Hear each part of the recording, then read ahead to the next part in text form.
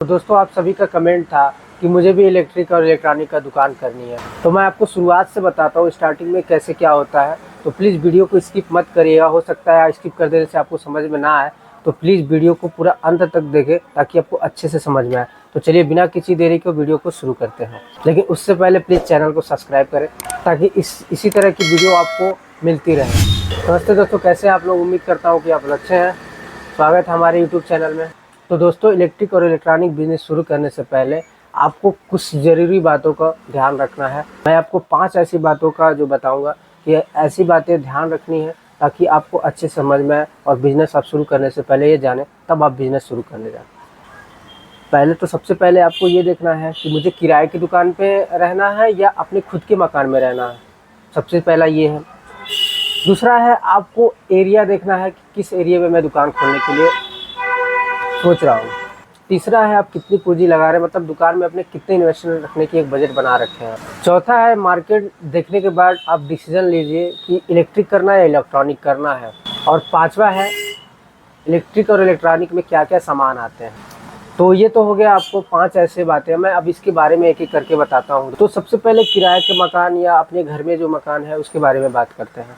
आप बिजनेस शुरू करने से पहले, दुकान शुरू करने से पहले आपको सबसे पहले ये देखना है कि मैं अपने घर में हूँ या किराए के मकान के लिए इसे बात कर रहा हूँ। किराए के मकान का इसलिए बात कर रहा हूँ क्योंकि आप किराया ज़्यादा अगर देंगे तो आपको बहुत प्रॉब्लम फेस करना पड़ेगा। किराए के मकान में है तो आपका खर्चे बढ़ेंगे और अगर घर में रहते हो तो खर्चे नहीं बढ़ेंगे। तो किराए के मकान में अगर आप रहते हैं तो दोस्तों आप कोशिश करिएगा जितना कम से कम किराया देना पड़े वही ज़्यादा बेटर है। अगर आप शुरुआती दौर में ज़्यादा से ज़्यादा किराया देंगे तो आपको दिक्कतें आएंगी क्योंकि आपके खर्चे रहेंगे। आपकी इनकम है कि नहीं ये मतलब नहीं है, लेकिन आपको खर्चे तो रहेंगे ही रहेंगे। तो आप कोशिश करिएगा दोस्तों कि कम से कम किराया खर्चा रहे। अभी तो क्या है कि कहीं कहीं पे लोग सिक्योरिटी के नाम पे ले रहे हैं या आप कहिए तो एडवांस देना पड़ रहा है। तो आप कोशिश करिएगा शुरुआत अगर कर रहे हैं तो इससे बच के रहिए क्योंकि ये बहुत प्रॉब्लम करता है। खर्चे जितने कम रहे उससे ज़्यादा। और दूसरी बात है जो अपने मकान में है वो तो बहुत बढ़िया है क्योंकि अपने मकान में है तो कोई खर्चा नहीं है, उनके लिए तो कोई बात समझाने की ज़रूरत ही नहीं है। आपको तो पता है कि आपको 1 रुपये कहीं नहीं देना है, तो आप प्लस ही प्लस रहेंगे। अब दूसरी बात करते हैं आपका एरिया कैसा है। एरिया इसलिए मैं बोल रहा हूँ दोस्तों, एरिया सबसे बड़ी मैटर रखती है आप अपने बिज़नेस को ग्रो करने के लिए। एरिया इसलिए, जैसे एरिया में क्या होता है, आप गांव में रहते हैं या कस्बे में या शहरी क्षेत्र में रहते हैं, ये ज़्यादा फैक्टर करता है बिज़नेस में। तो ये भी आपको ध्यान रखना है। गांव में अगर है तो आप गांव में ये भी देखें कि किस तरह की हमारे गांव में डिमांड है, बड़े आइटम की डिमांड है कि नहीं है, कि बस वायरिंग का डिमांड है या जो छोटे छोटे उपकरण होते हैं बिजली में, ये तार LED बल्ब वगैरह, यही डिमांड है। तो आप इस हिसाब से देख लीजिए सना एरिया। और हाँ, अगर कस्बे में है तो अच्छा है। कस्बे में बाहरी लोग अगर निवेश कर रहे हैं, घर बनवा रहे हैं, बहुत अच्छा है। आपको बिना सोचे समझे कहीं भी दुकान कर लेना अगर आपके क्षेत्र में विकास हो रहा है, ये भी देखना ज़रूरी है। और अगर आप शहर में हैं तो बहुत बढ़िया, शहर में भी कोई दिक्कत नहीं आनी है। गांव वालों में क्या है, इंटीरियर एरिया में रहते हैं। तो इंटीरियर एरिया में क्या है कि अगर आपका अगर एक चौराहा है और चौराहे से आप 10-20 गांव 50 गांव जोड़ रखे हैं तो वहाँ आप अपनी शॉप खोलेंगे तो बहुत बढ़िया आप ग्रो करेंगे और आगे बढ़ते जाएंगे। अगर आप ये सोचते हैं कि एकदम गांव में बिल्कुल देहात में है, वहाँ अगर बढ़िया से बढ़िया पूंजी लगा के दुकान खोलना, तो ये सही नहीं है। वहाँ पे आप शुरुआत कर सकते हैं जो बिल्कुल देहात वाले गांव, वहाँ पे 1 लाख से 1.5 लाख से लगा के शुरुआत कर सकते हैं। आपको ऐसे ही रिजल्ट पता चल जाएगा। में क्या होता है, जो कस्बे में रहते हैं, जो बाहरी लोग रहते हैं, आए दिन घर बनवाते हैं तो वायरिंग की डिमांड होती है। बाहर से लोग आते हैं तो उनको मिक्सर, प्रेस, आयरन और फ्रिज, वॉशिंग मशीन की भी अन्य की डिमांड होती है, तो वो सही है। शहर में है तो शहर में तो आपको कुछ बताने की ज़रूरत नहीं, शहर में तो सब कुछ बिकता है। आप चाहे बड़ी से बड़ी शॉप खोल लीजिए या छोटी शॉप खोलिए या मीडियम, सब तरह की शॉप चलती हैं।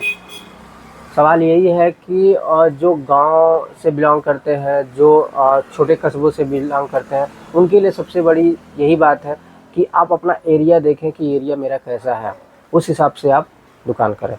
तीसरी बात करते हैं पूंजी या इन्वेस्टमेंट। अपने दुकान में कितनी इन्वेस्टमेंट करें, कितनी पूंजी लगाएं, ये आपके ऊपर डिपेंड करता है। इसके लिए आपको मैं बता दूं, अगर आप एक छोटी शुरुआत करते हैं तो वो आपको 2 से 3 लाख रुपए में अच्छी शुरुआत हो सकती है। इलेक्ट्रिक और इलेक्ट्रॉनिक छोटे छोटे और वो जो एलईडी बल्ब, तार वगैरह ये सब बिकते हैं, आप 2 से 3 लाख में आप शुरुआत कर सकते हैं। अभी आप शुरुआत में इलेक्ट्रॉनिक में मत जाइए, क्योंकि उसमें लंबी पूंजी लगती है, 10 लाख, 15 लाख, 20 लाख, मतलब उसमें कोई लिमिट नहीं है, आप जितना भी लगा सकते हैं, आपकी मर्ज़ी है। आप अगर बड़ा खोलना चाहते हैं तो खोल लीजिए, लेकिन सोच समझ के खोलिएगा। शुरुआत में छोटी से शुरुआत करिए। आपका लगे कि आपका ग्रो हो रहा है तो आप अपना इन्वेस्टमेंट करते जाइए, आप अपने प्रोडक्ट बढ़ाते जाइए, वो आपके ऊपर मैटर करता है। लेकिन मैं तो यही बोलूँगा कि शुरुआत में छोटे से शुरुआत करते हुए बढ़ते जाइए। अच्छी बात है कि मार्केट देखने के बाद जब आप मार्केट में सर्वे कर लिए कि किस कंपनी का सबसे ज़्यादा डिमांड है, किस कंपनी का नहीं डिमांड है, शुरुआत में ये देखना पड़ता है दोस्तों। शुरुआत में आपको रनिंग आइटम लेके चलनी पड़ती है। शुरुआत में आपको अब मार्केट किस हिसाब से चल रहा है आपको ये देखना ज़रूरी है। आपको मार्केट के हिसाब से पलना पड़ता है। जब आप पुराने हो जाते हैं, 10 साल 5 साल पुराने हो जाते हैं, तो आप अपने अनुसार कस्टमर को ढालते हैं, वो समझ में आता है। लेकिन आप शुरुआत अगर कर रहे हैं तो शुरुआत में आपको मार्केट के हिसाब से चलना पड़ता है कि रनिंग क्या है, रनिंग आइटम क्या है निकल रहा है, ताकि आपका डेली कुछ ना कुछ सेल होते रहे। आप बिल्कुल हट के अगर ऐसा प्रोडक्ट जो उसका सेल ही नहीं है वो रख लेंगे तो आपको प्रॉब्लम फेस करना पड़ेगा। अगर आप किराए के मांगा तो किराया तो देना ही है, खर्चे बढ़ेंगे। तो आप सोच समझ के अपना मार्केट को सर्वे करके ही आप डिसीजन लीजिएगा कि मुझे किस चीज़ का दुकान करना है, इलेक्ट्रिक करनी है या इलेक्ट्रॉनिक करना है। आपको जैसा एरिया लगे आप उसी हिसाब से आप इलेक्ट्रिक और इलेक्ट्रॉनिक सोच के करिएगा। सबसे ज़रूरी और आखिरी बात मैं आपको बताता हूँ, सबसे ज़रूरी है कि आप दुकान अगर करें तो आपके जो जानने वाले हैं, क्योंकि मैं तो बता नहीं पाऊँगा कि आप किस एरिए से है, तो जहाँ से भी हो आप कोशिश करिए जानकारी लेने के मंडी जाके, कि अगर कोई भी प्रोडक्ट उठाते हैं तो आप 10 जगह 4 जगह से मोल भाव या रेट पता करके ही लें। शुरू में आप मतलब आपसे ज़्यादा भी कोई कॉस्ट में दे सकता है।